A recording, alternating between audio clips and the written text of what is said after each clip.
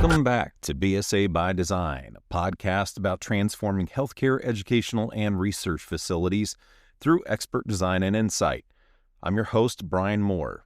This is the final part of a mini-series looking at BSA as we celebrate the firm's 50-year anniversary.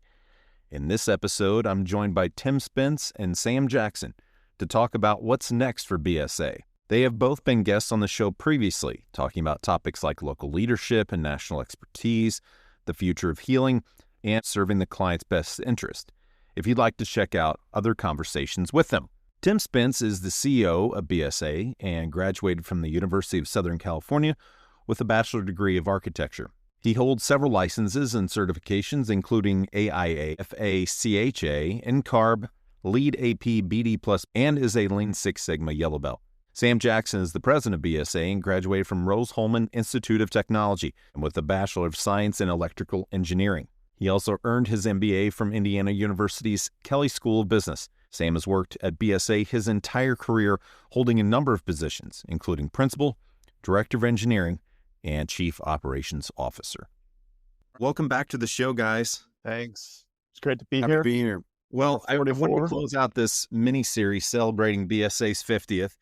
With an eye to the future. So we just had Tim Bashi and Justin Beadle on in our last episode talking about design that inspires what's next. So for you guys, as we celebrate our 50th, what does this milestone mean to each of you personally? Well, it's huge, 50 years. And as I think back through my career, which has spanned now 27 years, and think about the growth of the firm, it's really grown out of an Indiana firm to a Midwest regional firm to now really a national firm. Given the client base we have, the project base we have, the talent we're attracting, being sought after across the country and not just in the Midwest, I think is a sign of really the growth of and the expertise of the firm and how deep-rooted our culture is throughout the company. Just maybe add on to that, Sam. I think there's something about 50 years that just kind of says it's enduring. It's an enduring idea. So we've endured, we've built this lasting value, and we've impacted a lot of lives across our markets. I think the thing that I've been thinking about is it's more of a launch pad and a moment to kind of say, hey, we're not going to rest on our legacy, but there's a genuine sense in my mind and in my heart that our best days are ahead. And I say that a lot, like the future is brighter than the past. And so while this is an anniversary, that it's a celebration, all those good things, I think it's a bold invitation to step into the future. Yeah, let's talk about that for a second. I feel like with birthdays, anniversaries, like in our personal lives too, numbers that end in 5s and 0s tend to bring reflection, right? And 50 is a big one. So how would you characterize the current state of BSA, Tim, as it marks this significant anniversary? Yeah, so I've been thinking about this question you posed here, and I think the biggest thing that I would say is it feels like our current state's an inflection point, like a really interesting one. And I think that's kind of what you were getting at, Sam. We've done a lot of intentional work over the last few years to get here. And I'll just name a few things like transitioning to an ESOP, implementing the EOS entrepreneurial operating system, building out our one BSA structure, elevating design and planning, just to kind of name a few. But these weren't just internal changes, they were really foundational, and now we're beginning to see those results. And so it's creating this momentum that's really interesting, and we're growing in smart and exciting ways. And so the 50th anniversary is not just about longevity, but it's more about beginning a new era.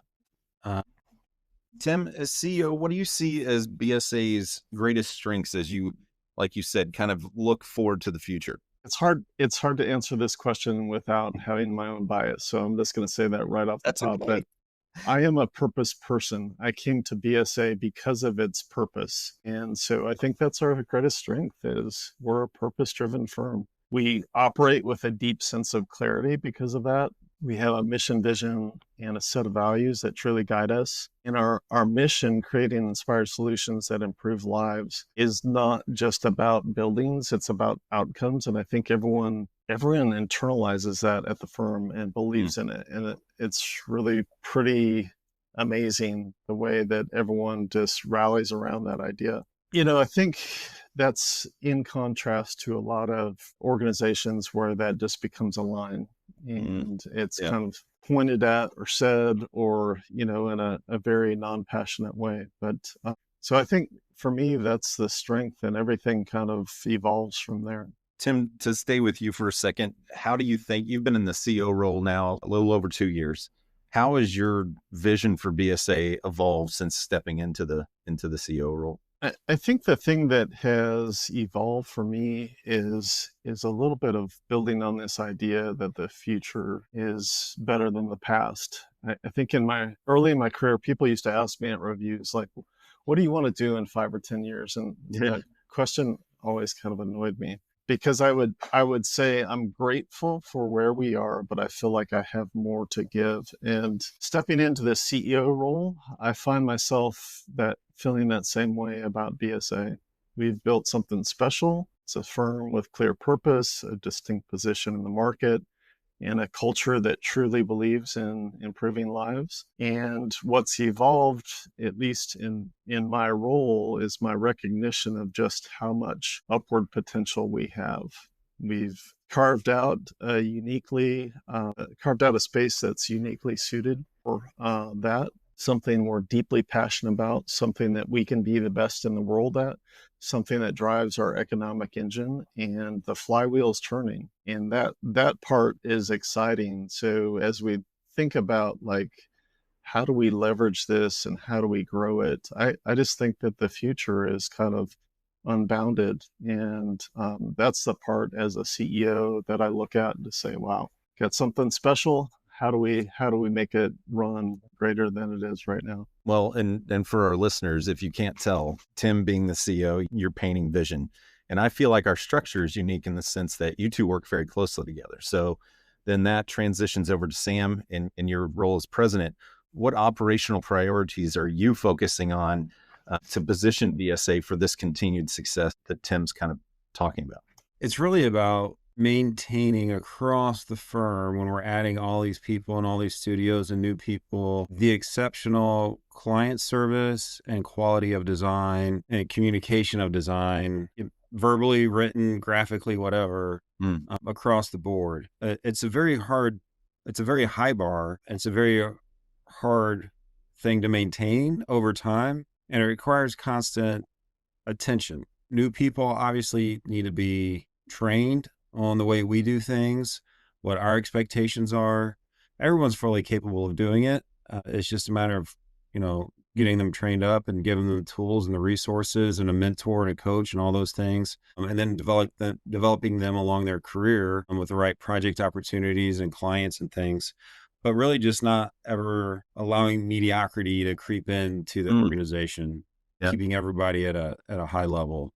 Operationally, I think that's it. And so when you apply that thinking to the principals who are out owning the client relationships, what does that mean? Well, it means we're going after the top tier clients who value us for our expertise. And I don't care about the size of the client. I care about how they look at us, right?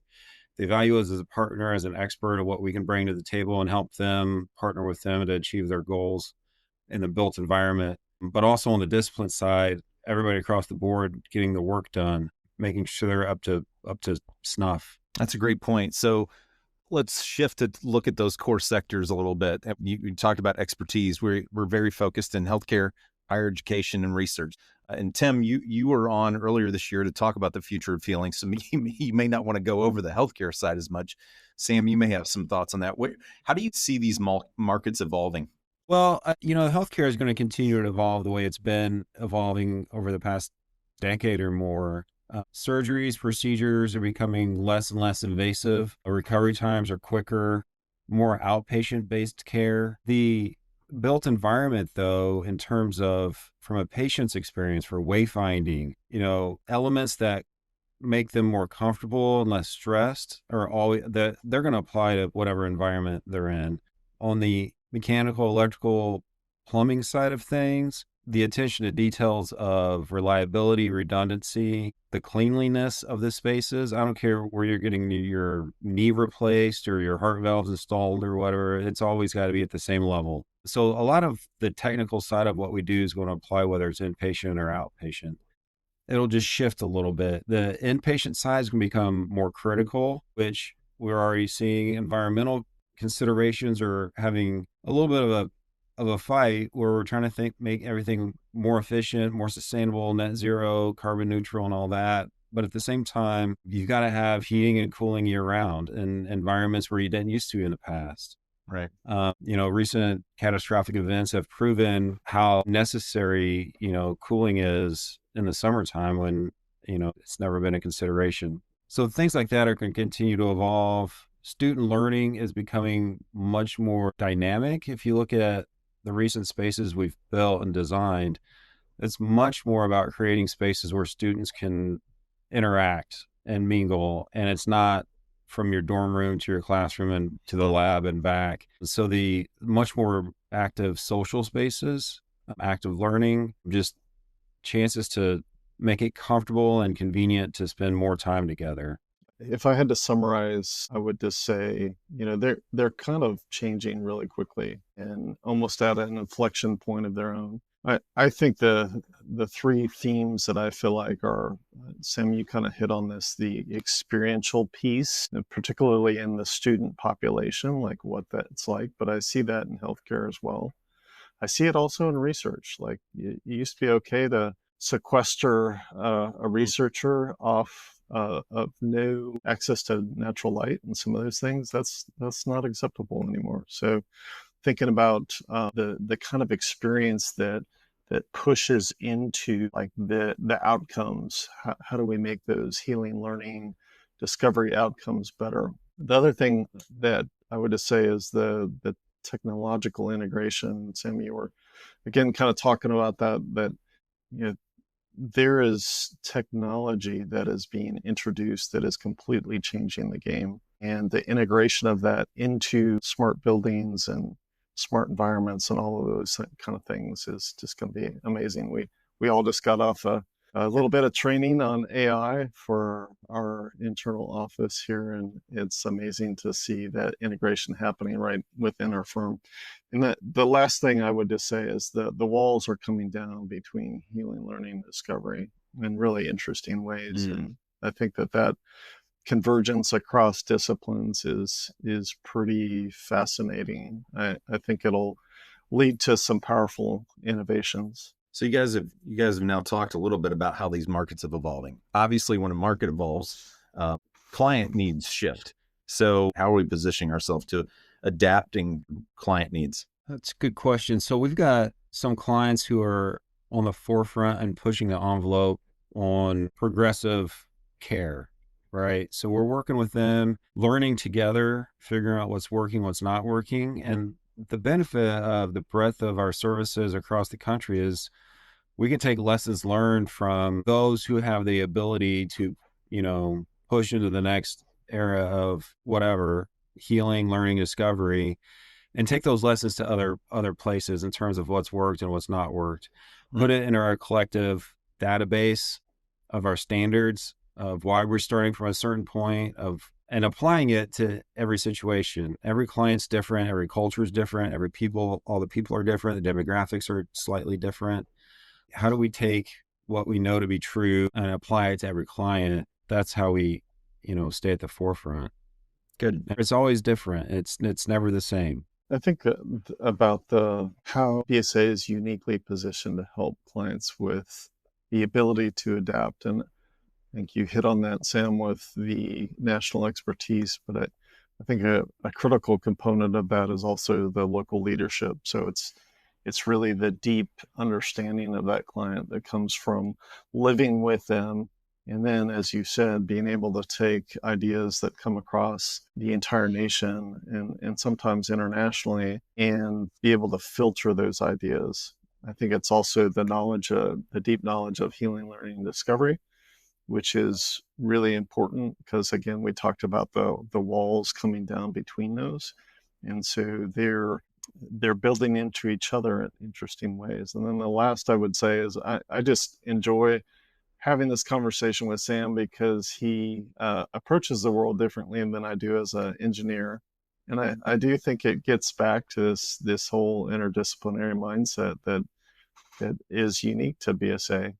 It's unique because we have always had a president and a CEO that come from different sides of the aisle, if you want to describe it that way. And, I think it goes all the way down through our whole structure. Very good point. Well, Tim, go ahead, Sam. Sorry, Tim, you made me think also how we're uniquely positioned. We're one firm across the country.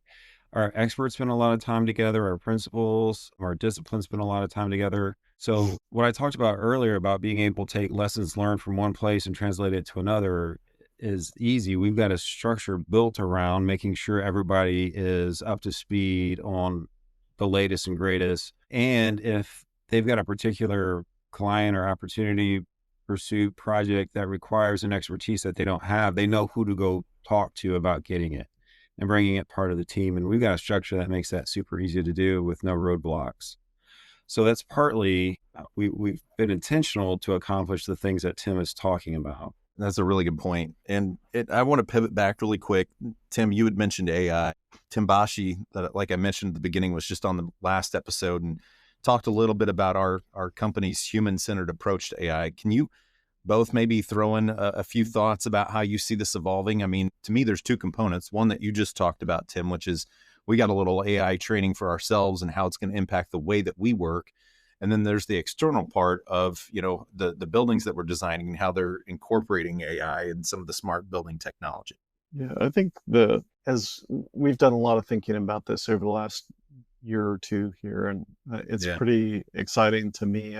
I think the thing that has grounded us throughout this whole discussion has been that AI is not a substitute. It's augmenting the human potential. And so that's why we've been intentional about taking more of a human-centered approach to artificial intelligence. And I'm sure Tim covered that a bit, but that's our strategic roadmap, is not just outlining how we're going to use those tools, but it's also talking about the why. It's to empower people to be more effective, more creative, and more impactful in their work. And so I just love the fact that we're going down that road. And that was even, again, covered just a half an hour ago in our training as those exact words. But we're also prioritizing ethical use, transparency, human oversight. And I think the biggest thing I would say about AI is it feels to me like it's not just a tech upgrade. It's like revolutionary. And, who knows where it ultimately takes us. But I guess I'm a glass half full on this particular issue, that I think it's a pretty exciting future. Sam, where are you at? Half full, half empty? Oh, definitely half full. I agree with what Tim said. It's initially, now I think of it as an accelerator, in that it's allowing people to do what they do faster and more efficiently. And the part I love about that is anything we can do that removes stress from people. And it's not just about the time, it's about the frustration of, I know this exists, I can't find it. Where is it? I mean, the ability for AI to do that and find stuff, and for it to start, help with drafting any kind of written document, proofreading, technical papers or anything like that. Yeah. I mean, trust but verify, right? We all know AI is prone to mistakes. It's still in its infancy, but the ability for it to make people's lives easier and do what they do best is what I'm excited about. And I see that evolving over time and getting better and better. Let's transition a little bit and talk about what does growth mean for BSA in the coming years? And by that, I mean, is it about size? Is it about impact, capabilities, or something else, or a collection of thereof? Yes. I think about it in two dimensions, and we've been talking about this a lot, that It's both horizontal growth, which is really about kind of spreading out across the country, geographic diversification. This is a journey that we started in the early 2000s with a forward-thinking board, and that saw the value of being closer to their clients and talent across the country. And so this not only creates resilience for us, but it also deepens our understanding of regional markets and communities. So that's kind of this horizontal growth. I also think about it in terms of vertical, and I will say that Sam and I have had the benefit of working alongside of really amazing people on our leadership team. One of those is Tim Bashi, and he is pushing us to think about how to expand the depth and breadth of our expertise. So that's that vertical growth, from planning and design to specialized areas like sustainability, high performance environments, technology, design. It's really about sharpening that edge of what we bring to every project and delivering more value for our clients. And so that's, in my mind, that's what growth entails. Yeah, I think it's both breadth and depth.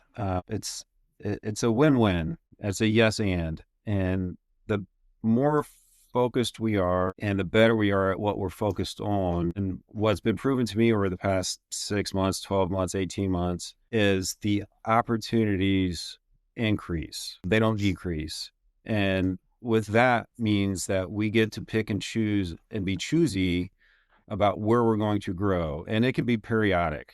Sometimes it's going to be, we need to grow geographically. Sometimes it's going to be an expertise-based growth, depending on, where we think the markets are going or the opportunities are, or where we're at in a certain area. But part of it for me is keeping an open mind to what makes us better at what we want to be the best at. And it goes back to what Tim started with, which is our mission, our purpose, and our focus. I would say anything that makes us better at those things and the things that we love to do and the clients we love to serve will grow. Tim, you just mentioned the vertical and horizontal growth.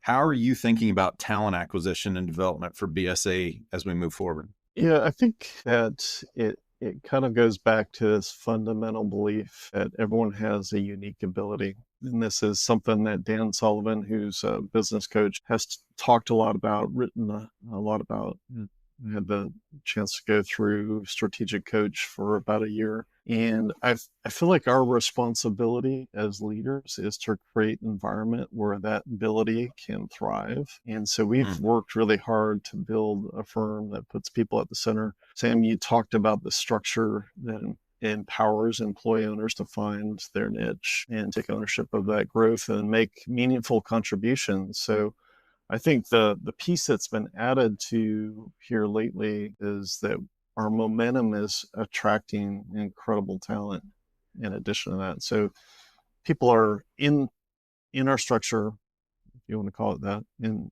part of our company, and then we're attracting this incredible talent in addition, because people want to be a part of something that's evolving and purposeful, and they see the opportunity not just to join a firm, but also help write the next story of its chapter. So those two parts to me are really incredible. We're developing the people that we have, and then we're acquiring amazing people that are pushing the people that we have even further.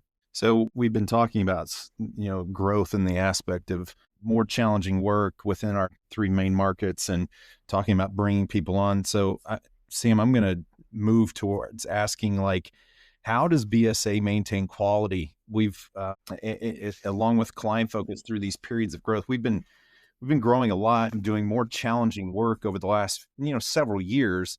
So as we continue to grow and we're adding new people, how do we maintain that quality? Well, we've got certainly some processes in place and some standards that really require a lot of reviews and quality controls and things from people who are qualified to do that. That's kind of like the basic stuff, right? The more important thing is we look for the right people who have an innate sense of doing things the right way. And they're not happy delivering work that's substandard or not quite finished or almost done. We want people who know what 100% right looks like. And when you have a nice base of those people, we charge them and we expect them to train people below them to bring them up to deliver that same level of quality. So it's built into the culture by hiring the right people and putting them in the right seats to succeed and having them coach and mentor. And you just do that on the job, right? It's not letting a young professional put out something that's not done. It's about helping them understand what it means to fully detail and make sure the specs are right and all the plan notes are clear and written well and the design intent is communicated. And that's not just at the end of construction documents. That begins all the way at the very beginning with, pre-design and schematic design. What do those graphics look like? Which looks completely different than the final product that the contractors get, but it's still equally important because it's setting the basis. So if you've got things that are communicated there incorrectly, your final product's going to be wrong, right? So the beginning stuff has to look right too, all the way through to the end. So it's about making sure we've got and maintain that diligence of finding the right people who know what that looks like. And then, making sure the right people are developing the right younger people to continue that going. So I feel like C-suite type folks can get a bad rap sometimes from looking at success based solely on financials. And I feel like you've both done a really good job here of talking about culture and our mission, especially of creating inspired solutions that improve lives. So I'm going to ask you both, how do you measure impact beyond financial metrics? I'll take a stab at that. I think I've always said that BSA is going to be a well-run company. I think it's in our DNA and we make no apologies for it.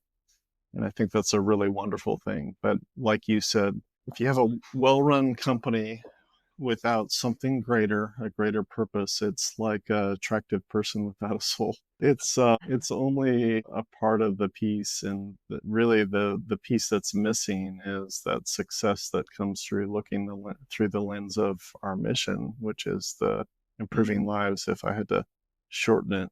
So for me, that means asking a simple question: how many lives are we improving? And we always talk about it in concentric circles. I think the closest circle to all of us are the people that we work with every day. If those people aren't feeling like their lives and the lives of their families are improved, then we're failing. And then outside of that circle is, or the next circle is our clients and their customers. And those are the people that we serve. If we're not making their lives better, if we're not improving the healing, learning, and discovery that is going on in their space, then it's, we're failing. And then the third one that I like to add, because I feel like this is one that gets missed a lot when you think about companies, is you think about the bigger whole.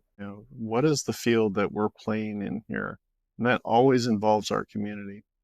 If our community doesn't come along with us and enjoy some of the success that we're enjoying, and we've missed the boat. And I think that's a really important piece. So I guess to summarize there, I feel like it's measured in stories and outcomes, and the degree to which, Brian, you do an awesome job at helping us tell those stories around about how the work is making a difference. I'll internalize that a little bit. Every month, the executive leadership team travels to a different studio, and we meet with the entire studio and then the leadership team there. And we ask them for, just an update on the projects that they're working on. And we already have a sense, but we want to hear it from them. Part of what I look at are how excited our people are about the projects they're working on. And then I match that up with how excited leadership is with the projects they're working on.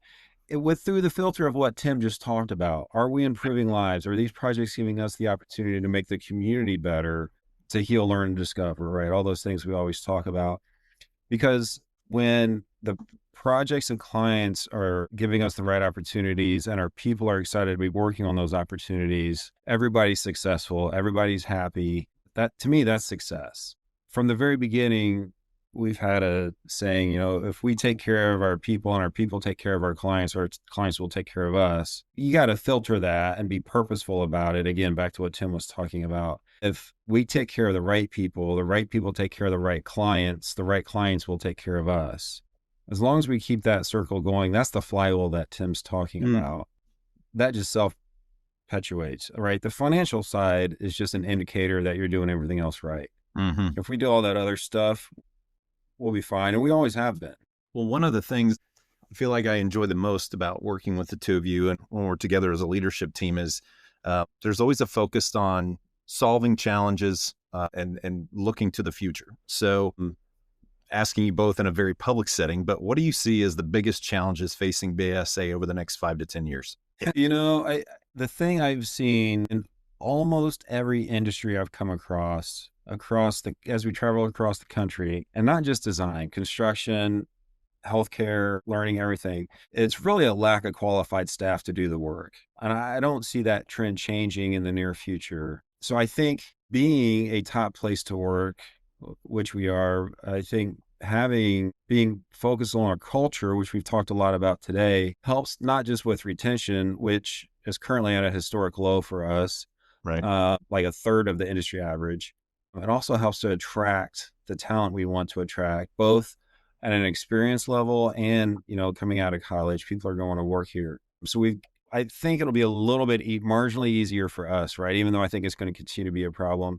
And then it's all the other stuff. It's the rising costs of everything, which makes it's really an opportunity for us because it makes our ability to help a client make the right decisions to have the biggest impact with their dollars, bang for their buck, so that they can make the right decisions. I think that's just going to continue to make us more and more sought after.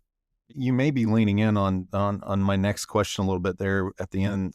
How are you guys preparing the organization to navigate economic cycles? I mean, I feel like we've already done it a little bit, especially over the last few years and post-COVID, but it's tough to predict those moving forward. So it's not like you're future-proofing in a sense, but you're trying to prepare as much as you can for industry disruptions and economic cycles. So what are your thoughts on that? I would just say that I think Sam and I have been around long enough in this industry to know that these are going to happen. They're inevitable, right? And Right. so how we prepare for them, how we respond to them makes all the difference. And I think that's one of the things that we've spent a lot of time doing over the last few years since COVID is just getting our organization in healthy shape to be able to withstand that. So I think that's kind of one component. The other component, though, I think is just making more of a resilient business across the board.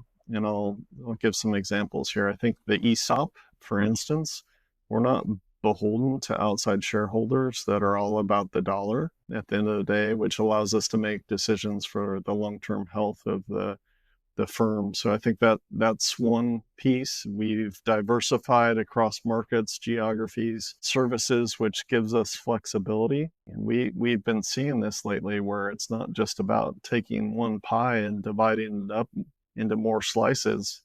It's about creating more pies. And the ability to do that has kept our income streams much more diverse, which is really helpful. The last one, I'll probably jump in on Sam's parade here a little bit, but he does this really well, is the EOS system, the Entrepreneurial Operating System, which has, in my mind, I watch Sam as the president who is the implementer. And it's allowing us as an organization to stay more focused and accountable and adaptable and just providing clarity into where we're going and how we get there. And I think those things are really, really important. If I back out a little bit here, we've created more of a resilient business model. And those are some of the things in my mind that have contributed. So my last question.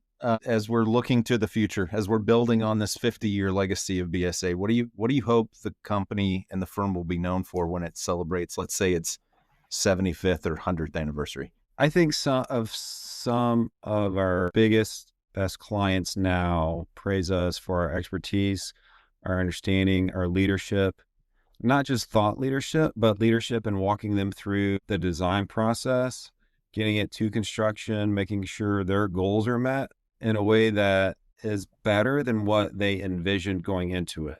I envision that mentality being across the board with all of our clients. The more of that we get, and that's when I talked earlier about having the right clients, it's those clients who value that part of us that we bring to the table and are open to the conversation that we're going to challenge, not them, but in a but really understand their goals and help them make sure they're making the right decisions to achieve their goals. Because a lot of times it's different than even our own initial perceptions as we start to evaluate options and outcomes and look at the research and what works and what doesn't work. Just bringing that level of expertise, I think, looking for the right clients who value that and will seek us out for that, I think across the board is just more of that. It's good. I would Tim? just, I think this whole 50-year celebration, it would be interesting if we could teleport back to having this conversation with our founders and say, what do you see for the next 50 years? And I think the reality is that a lot of things would change. Like there are some things that I'm thinking about, like human-centered design and intelligent structures and technology-infused design, and all these kind of things that we talk about. But I think that in just looking what has endured during these first 50 years, I think about like, I hope that we're a firm that stays grounded in our mission, that we're purpose-driven, we're people first, we're uncompromising in our values, that we never lost our curiosity, our humility, and our belief in what's possible. And so 50 years from now, I guess I'd like to be known that we're just not in it for the buildings we design, but that we've touched the lives of countless people and we've helped shape a really interesting future. And so I think that that's maybe a legacy worth celebrating, because it's really where we are right now. We're celebrating like these threads that we've pulled forward from our founders. Yeah, that's a really good way to wrap it up. Well, I want to say thanks to both of you again for joining me. It's always fun talking to you. And I'm excited to continue to work with both of you as we come up on some new horizons for the firm. Thanks, So Brian. thanks. Thank you. I'd like to thank Tim and Sam again for joining me on this episode of BSA by Design. You can connect with them both on LinkedIn. If you'd like to learn more about BSA, we encourage you to visit our website at bsadesign.com. The show notes include a link to contact us for more information. Be sure to subscribe to BSA by Design on Apple Podcasts, Spotify, and YouTube Music so you don't miss an episode. We've got more content and project stories to share on social media, so be sure to follow us on LinkedIn, YouTube, Facebook, Instagram, and X. That's going to do it for this episode. Join us again next time on BSA by Design.